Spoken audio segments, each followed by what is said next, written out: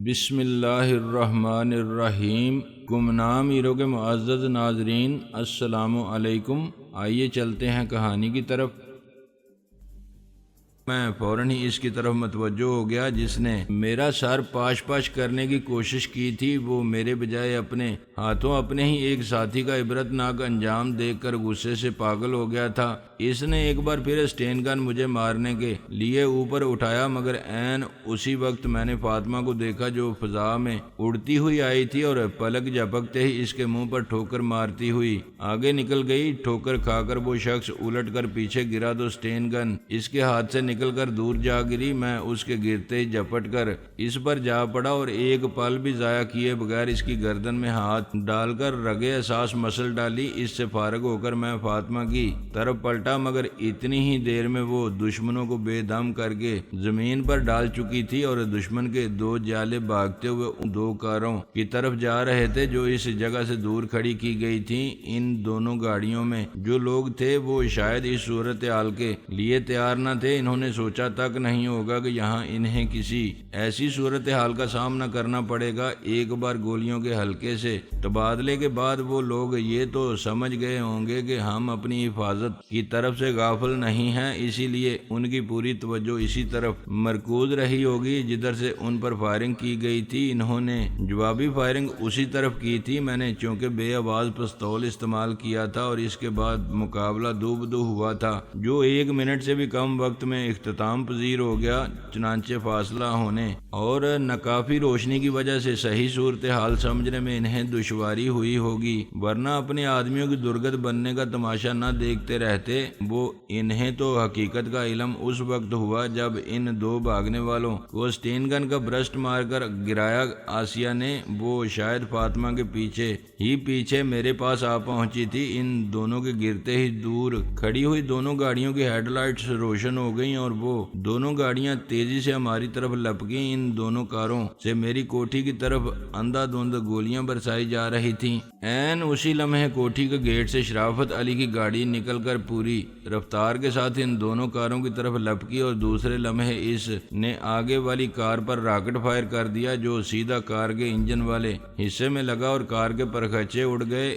آگے آنے والی کار کو اپنے سواروں سمیت ٹکڑوں میں تبدیل ہو کر فضا میں منتشر ہوتے دیکھ کر دوسری کار والوں کو یہ اندازہ لگانے میں ذرا بھی دیر نہ لگی کہ ان کے لیے ہمارا مقابلہ کرنا آسان نہیں ہے۔ ان کے شاید وہم و گمان میں بھی نہیں ہوگا کہ ہم اس قدر خوفناک اور تباہ کن انداز میں ان کا استقبال کریں گے۔ ان کی 3 کاریں، ان میں سوار تقریباً سارے ہی لوگ کام آ گئے تھے اور جو بچ گئے تھے ان کی زندگی بھی زیادہ نہیں رہی تھی۔ چنانچہ انہوں نے برق رفتاری کے ساتھ اپنی کار کا رخ موڑ کر واپس بھاگنے کی کوشش کی، لیکن انہیں یہ اندازہ نہیں تھا کہ شرافت علی اور انور کمال جو کار لے کر کوٹھی سے برآمد ہوئے تھے وہ کن کن خوبیوں کی مالک ہے۔ ان کی کار ابھی پوری طرح مڑ بھی نہیں سکی تھی کہ شرافت علی کی کار نے پوری قوت سے ٹکر مار کر اس کو الٹ دیا۔ ٹکر اتنی شدید تھی کہ کار الٹ کر دور تک گھسٹتی چلی گئی تھی اور اس کے دھماکہ سے پورا علاقہ لرز کر رہ گیا تھا، جبکہ شرافت علی کی کار کا کچھ بھی نہیں بگڑا تھا۔ میں آسیہ اور فاطمہ کے ساتھ دوڑتا ہوا الٹنے والی کار کے پاس جا پہنچا تاکہ اگر کوئی اس کار میں سے باہر نکلنے کی کوشش کرے تو اس کو سنبھالا جا سکے، مگر وہ انتہائی تربیت یافتہ اور تجربے کار لوگ تھے۔ انہیں ہر قسم کی حالت سے نمٹنے اور بدترین حالات میں بھی ہوش و حواس قائم رکھ کر اپنے آپ کو بچا کر نکل جانے کی تربیت دی گئی تھی۔ کوئی عام آدمی ہوتا تو اتنی زبردست ٹکر کے بعد کار کے الٹتے ہی اپنی جان بچانے کے لیے کار سے باہر نکلنے کی کوشش کرتا، لیکن انہوں نے باہر نکلنے کی جدوجہد کرنے کے بجائے وہیں اپنی اپنی جگہ ساکت ہو کر اپنے ہتھیار سنبھال لیے تھے۔ میں اور فاطمہ کار کے ایک طرف جا پہنچے تھے جبکہ آسیہ نے دوسری طرف سے جا کر الٹی ہوئی کار کے اندر جھانکنے کی کوشش کی تھی اور اس کی یہی غلطی اسے کھا گئی تھی۔ وہ جیسے ہی نیچے جھکی اسٹین گن کے پورے برسٹ نے اس کی کھوپڑی اور چہرے کو بری طرح چھید کر رکھ دیا۔ گردن سے اوپر اس کا پورا چہرہ اور سر اس طرح مسخ ہو کر رہ گیا تھا کہ اسے پہچاننا ناممکن تھا۔ وہ الٹ کر پیچھے جا گری تھی۔ اس کی اس کیفیت سے بے خبر دوسری جانب سے میں نے اور فاطمہ نے اپنی اپنی اسٹین گنوں کے دانے کھول دیے تھے اور اس وقت تک آگ اگلتے رہے تھے جب تک ہمیں مکمل طور پر کار میں موجود ایک ایک شخص کی ہلاکت کا یقین نہیں ہو گیا۔ ان سے فارغ ہو کر میں ادھر گیا جس طرف آسیہ گئی تھی تو اسے دیکھتے ہی میرے ہاتھ سے اسٹین گن چھوٹ کر گر پڑی۔ میں تڑپ کر اس کے پاس پہنچا اور اسے بازوؤں میں سمیٹ کر سسک پڑا۔ اوہ میری بہن، یہ تجھے کیا ہو گیا ہے؟ اس حال کو کس نے پہنچایا ہے تجھے؟ اس کی نبضیں ڈوبتی جا رہی تھیں۔ کمزوری اور نکاہت کے مارے بات کرنا مشکل تھا، اس کے لیے اس نے مشکل اپنی طاقت کو مجتمع کر کے کہا، بھائی میرا آخری وقت آ پہنچا ہے۔ اب میری وجہ سے جو آفتیں آپ پر آئی تھیں وہ سب ختم ہو جائیں گی، سارے دل درد دور ہو جائیں گے۔ کہتے کہتے اس کی گردن ایک طرف ڈھلک گئی۔ میرے سینے سے ایک ہوک سی اٹھی، بے اختیار میرے حلق سے چیخ کے سے انداز میں کراہ نکل گئی اور میں اس کے بے جان جسم کو سینے سے لگا کر بلک کر رو پڑا۔ اے لوگو، دیکھو یہ کیا ہو گیا۔ میری بہن، میری معصوم بہن نے تو ابھی سہاگ کا جوڑا بھی نہیں پہنا تھا۔ لوگو، یہ تو ابھی دلہن بھی نہیں بن سکی تھی۔ میں کیسا بد نصیب بھائی ہوں کہ اپنی بہن کو سہاگن بنانے نکلا تو گھر کا راستہ ہی گم کر بیٹھا، اور آج یہ میری بہن سہاگ کا جوڑا پہنے بغیر ہی مجھے چھوڑ کر جا رہی ہے۔ خدا کے لیے اسے روک لو، اس سے کہو یہ یوں روٹ کر نہ جائے مجھ سے۔ ایک ہی تو یہ میری بہن ہے، یہ بھی روٹ کر چلی گئی تو میں کیا کروں گا؟ کس کو بہن کہوں گا؟ ماں جی کو کیا جواب دوں گا؟ وہ تو آتے ہی پوچھیں گی، اوئے غلام جیلانی، میری آسیہ کدھر گئی؟ اسے تو نے کدھر گم کر دیا ہے؟ بولو بولو، میں کیا جواب دوں گا ماں جی کو؟ میں کہاں سے لا کر دوں گا؟ اپنی بہن اور ان کی بیٹی میں نہیں جانتا کب تک کیا کیا کہتا رہا، اور سب لوگ جمع ہو گئے تھے میرے گرد۔ وہ مجھے اپنے اپنے انداز پر تسلیاں اور دلاسے دے رہے تھے، لیکن میرا دل کسی کی کوئی بات ماننے کو تیار نہیں تھا، اور میں کیسے کسی کی بات مان لیتا؟ میرا تو سب کچھ لٹ گیا تھا۔ میری وہ بہن جس کی خاطر ہر شے کو کونے میں ڈال کر خود کو کانٹوں کے ہار کی طرح پہن رکھا تھا، آج وہ بھی چھوڑ گئی تھی۔ پھر میں کس کے لیے زندہ رہتا؟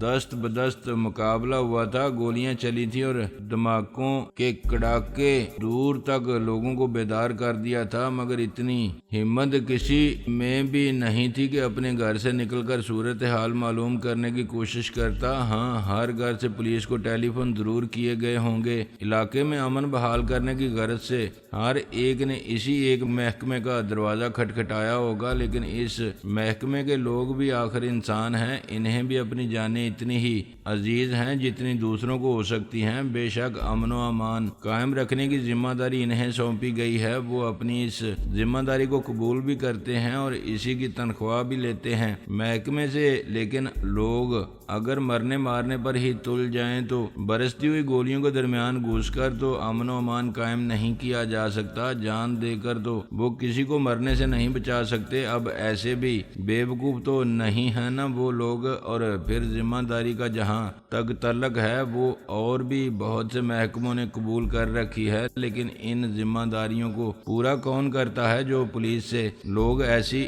غیر ذمہ دارانہ توقعات قائم کر لیتے ہیں۔ مجھ پر تو آسیہ کی موت نے جنون سا طاری کر دیا تھا، چنانچہ میں نے اسٹین گن اٹھا کر دشمن کے ہر شخص کو یہ تمیز کیے بغیر کہ وہ مر چکا ہے یا محض بے ہوش ہے، ایک طرف سے چھلنی کرنا شروع کر دیا، ایک ایک کے سینے میں کئی کئی گولیاں اتار دیں تاکہ کسی کے بھی زندہ رہ جانے کا امکان تک باقی نہ رہے۔ شرافت علی، انور کمال اور فاطمہ نے بڑی مشکل سے مجھے قابو کر کے اسٹین گن میرے ہاتھ سے چھینی تھی۔ اتنا ہنگامہ ہو جانے کے بعد پولیس کا وہاں پہنچنا ضروری ہو گیا تھا، چنانچہ اب یہ بھی ممکن نہیں رہا تھا کہ ہم واپس اپنی کوٹھی میں چلے جاتے۔ پولیس جب تفتیش کی غرض سے ادھر آتی تو میری کوٹھی میں ضرور قدم رنجہ فرماتی۔ یہ بات علاقے کے لوگوں سے چھپی نہیں رہی تھی کہ حملہ آوروں کا نشانہ میری کوٹھی ہی تھی، لہذا صحیح صورتحال انہیں وہیں سے معلوم ہو سکتی تھی، اور اگر پولیس وہاں آ کر مجھے دیکھ لیتی تو سب کچھ میرے اعمال نامے میں ڈال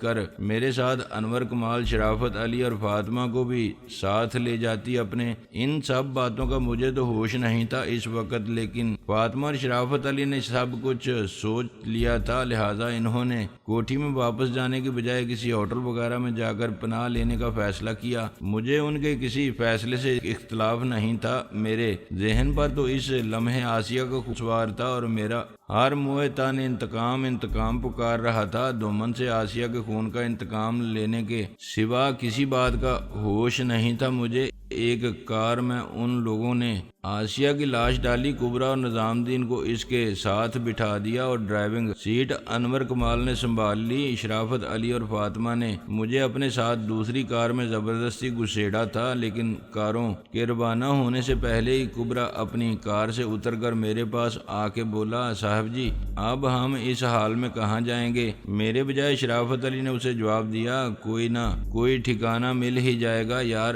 تم کیوں فکر مند ہوتے ہو؟ کہیں ٹھکانہ بنانے سے پہلے تو ہمیں آسیہ کی تدفین کا انتظام کرنا ہے۔ اس کی لاش کو لے کر تو ہم کسی ہوٹل میں بھی نہیں جا سکتے، اسی لیے تو میں نے آپ سے پوچھا ہے کہ اب کہاں جائیں گے۔ پھر وہ مجھ سے بولا، اگر میری بات مانے سردار صاحب تو سیدھے آہو صاحب کی حویلی پر چلے جائیں، اس سے بہتر اور پناہ گاہ ہمیں پورے لاہور میں نہیں مل سکے گی۔ اس وقت وہیں آسیہ بی بی کی تدفین بھی ہو جائے گی۔ کون آہو صاحب؟ وہی تو نہیں جن کی بیوی جیل سے ملنے کے لیے آئی تھی جیلانی سے؟ شرافت علی نے پوچھا۔ ہاں جی وہی، انہی کی حویلی کی بات کر رہا ہوں میں، کبریٰ نے جواب دیا۔ مگر وہاں کون ہوگا اس وقت جو ہماری مدد کرے گا؟ آہو کو تو اس کی بیوی نے قتل کر دیا ہے اور وہ خود جیل میں پڑی ہے، سزا کاٹ رہی ہے۔ ان دونوں کے بعد وہ حویلی تو ویران ہی پڑی ہوگی آج کل۔ شرافت علی نے کہا، جی ہاں حویلی بالکل خالی ہے، جبھی تو میں کہہ رہا ہوں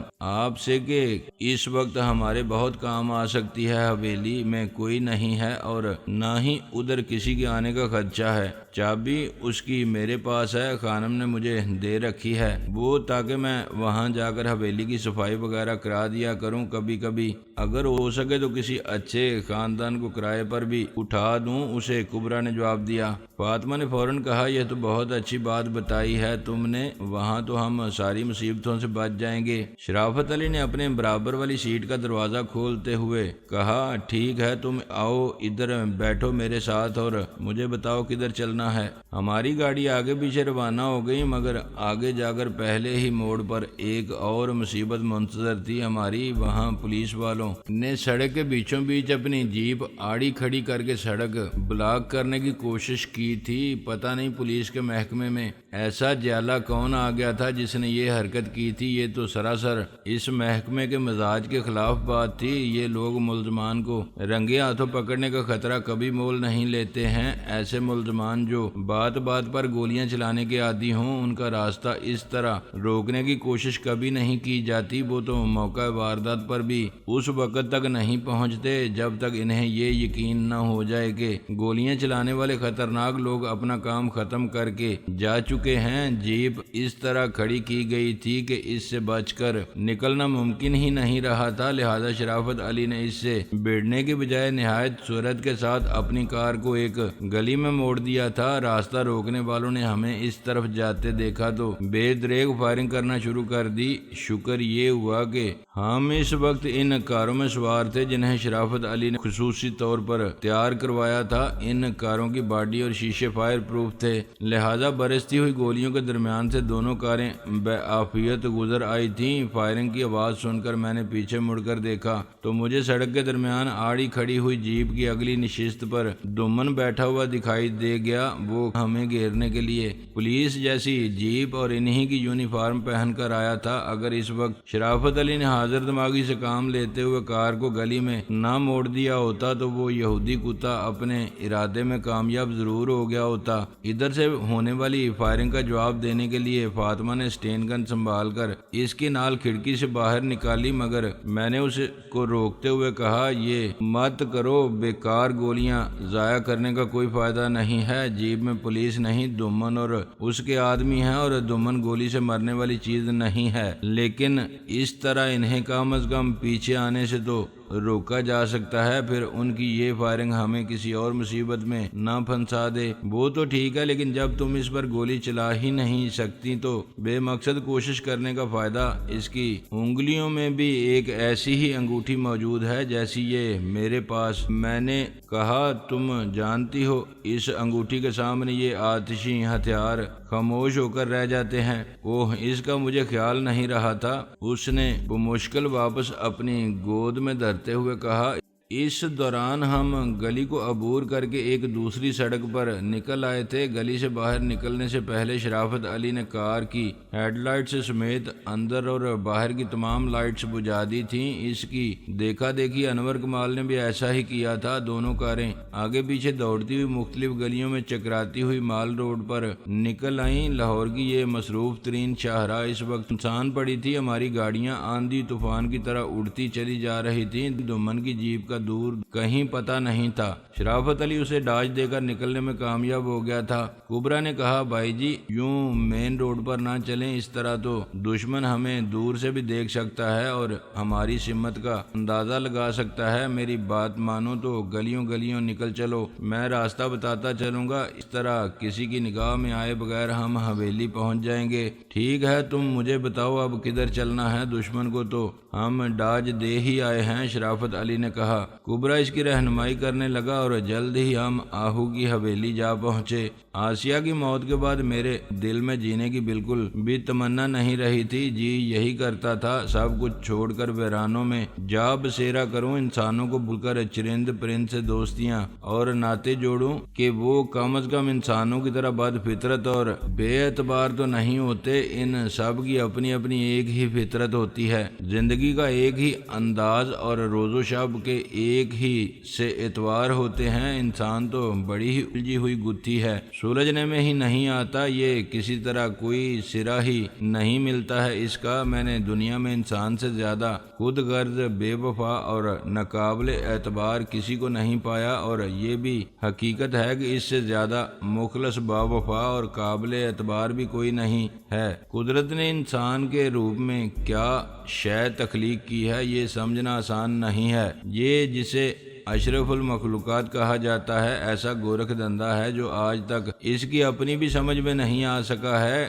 کیسی عجیب بات ہے کہ تمام زندگی بڑے بڑے کار ہائے نمایاں انجام دے کر گردن اکڑا کے چلنے والا، دوسروں کو حقیر اور کمتر سمجھنے والا، اپنی پیدائش اور موت کے سلسلے میں کتنا لاچار اور مجبور ہے۔ اس کی تخلیق اور تکمیل کا جو عمل قدرت نے مقرر کر دیا ہے، اس سے بال برابر بھی ہٹنے کی طاقت نہیں ہے اس میں، اور جو وقت اس کی موت کا مقرر ہے اس میں ایک لمحے کا بھی اضافہ کرنے سے معذور ہے۔ پھر وعدے ایسے کرتا ہے جیسے دنیا کا سارا نظام بس اسی کے تابع ہے، اور یہ نہ ہو تو کائنات کا شیرازہ منتشر ہو کر رہ جائے۔ وہ عقل جس کی وجہ سے یہ افضل قرار پایا ہے، تمام مخلوق میں اس کو یہ ہمیشہ اپنی بربادی کے لیے ہی استعمال کرتا رہا ہے۔ آسیہ کی تدفین میں کبرا اور نظام الدین نے بہت مدد کی تھی میری۔ اگر یہ دونوں نہ ہوتے تو میرا خیال ہے اسے قبر بھی نصیب نہ ہوتی۔ چیل کبے اور مردار خور جانور ہی اسے نوچ نوچ کر کھا جاتے۔ ان دونوں نے بڑی دوڑ دھوپ کے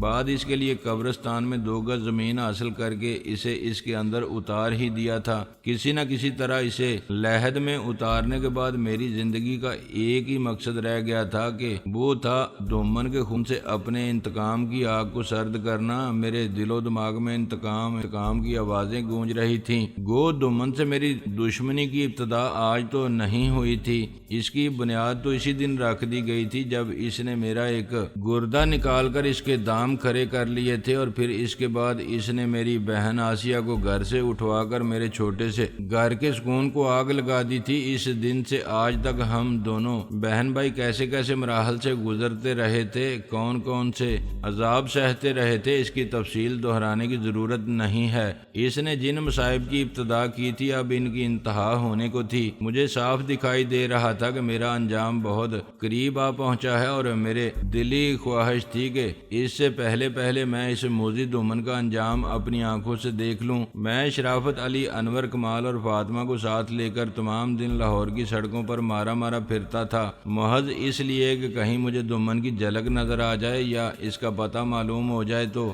اپنے سینے میں دہکتی ہوئی آگ کو بجھا سکوں۔ مشکل یہ تھی کہ کوٹھی چھوڑ دینے کے بعد عالیہ کے پاس بھی کوئی ایسا ذریعہ نہیں رہا تھا کہ وہ ہم میں سے کسی سے رابطہ قائم کر کے دمن کے آئندہ منصوبے یا اس کے پتے کے بارے میں کچھ بتا سکتی۔ کئی روز کی بھاگ دوڑ بے نتیجہ ثابت ہونے کے بعد فاطمہ نے کہا، جناب عالی، میرا تو خیال ہے دمن ہمیں ولسن کی کیمیکل فیکٹری والی قیام گاہ میں ہی مل سکے گا، وہ وہیں ٹھہرا ہوا ہے شاید۔ میں نے جیسے خواب سے چونک کر اسے دیکھا، اس نے بالکل سچ کہا تھا، اس سے زیادہ محفوظ ٹھکانہ اور کوئی نہیں تھا اس کے لیے۔ میں نے کہا، یہ تو بالکل صاف بات ہے، حیرت ہے ہم میں سے کسی کو بھی اس کا خیال نہیں آیا، ہمیں فوراً مرید کے چلنا چاہیے۔ حالانکہ شام ہو چکی تھی لیکن میں ایک لمحہ بھی ضائع کرنے کے موڈ میں نہیں تھا، وقت کی میرے نزدیک کوئی اہمیت نہیں تھی۔ دمن تک پہنچنے کے لیے تو اگر آدھی رات کو بھی مجھے کوئی اشارہ ملتا تو میں فوراً اٹھ کر دوڑ پڑتا۔ چنانچہ ہم نے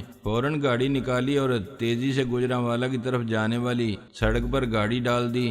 رات پوری طرح اپنا تسلط قائم کر چکی تھی جب ہم ولسن کیمیکل فیکٹری کے سامنے پہنچے۔ فیکٹری کا مین گیٹ اس وقت بند تھا اور گیٹ کے دونوں طرف طاقتور بلب روشن تھے، جن کی روشنی میں وہاں موجود ہر شے صاف اور نمایاں دکھائی دے رہی تھی۔ مین گیٹ کے دونوں طرف مزدوروں کے آنے جانے کے لیے 2 دروازے اور تھے لیکن اس وقت وہ دونوں بھی بند تھے۔ میں نے انور کمال سے کہا، تم جا کر گیٹ کھلواؤ اور چوکیدار سے معلوم کرو کہ دمن اور عالیہ یہاں موجود ہیں یا نہیں۔